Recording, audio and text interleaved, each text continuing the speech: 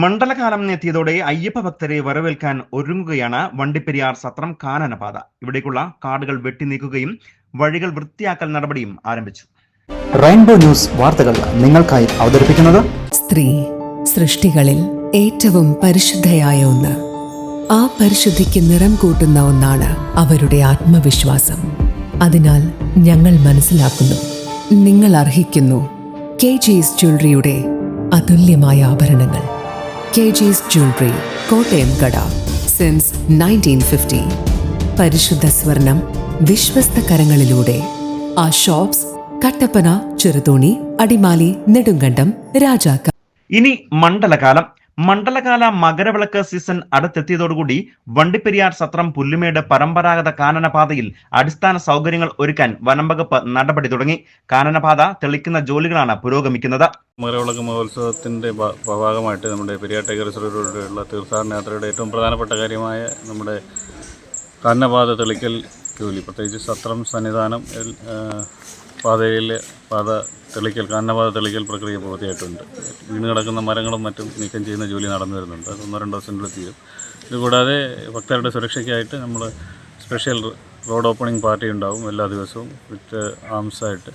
അവർ പോയി വഴി ക്ലിയർ, വന്യമൃഗ സാന്നിധ്യം, പ്രത്യേകിച്ച് ഒരു വന്യമൃഗ സാന്നിധ്യം കൂടുതലുള്ളൊരു മേഖലയായതിനാൽ, പുല്ലുമേടുകളായതിനാൽ മറ്റ് മൃഗങ്ങളുടെ സാന്നിധ്യം ഇല്ല എന്ന് ഉറപ്പുവരുത്തിയിട്ട് എല്ലാ ദിവസവും അയ്യപ്പന്മാരെ കയറ്റി വിടുന്നതായിരിക്കും.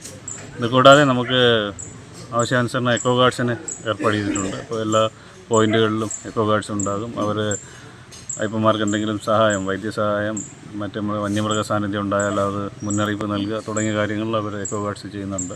എന്നാൽ ശുചിമുറികൾ അടക്കമുള്ള ക്രമീകരണങ്ങൾ എങ്ങും എത്തിയിട്ടില്ല. പഞ്ചായത്ത് ടെൻഡർ നടപടികൾ പൂർത്തിയാക്കുകയും ചെയ്തിട്ടുണ്ട്.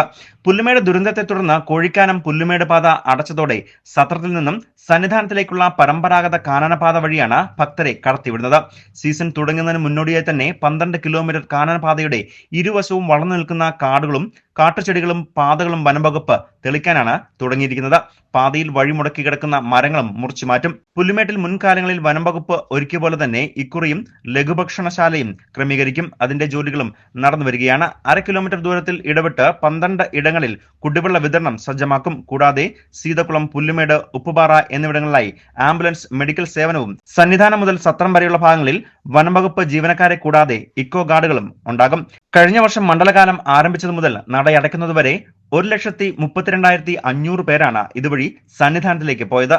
തിരക്ക് കൂടിയതോടെ സത്രത്തിൽ താമസിക്കാനും വാഹന പാർക്കിംഗ് ചെയ്യാനും പ്രാഥമിക ആവശ്യങ്ങൾ നിറവേറ്റാനും ഭക്തർ ഏറെ ബുദ്ധിമുട്ടിയിരുന്നു. ഇത്തവണയും സത്രത്തിലെ സ്ഥിതി വ്യത്യസ്തമല്ല.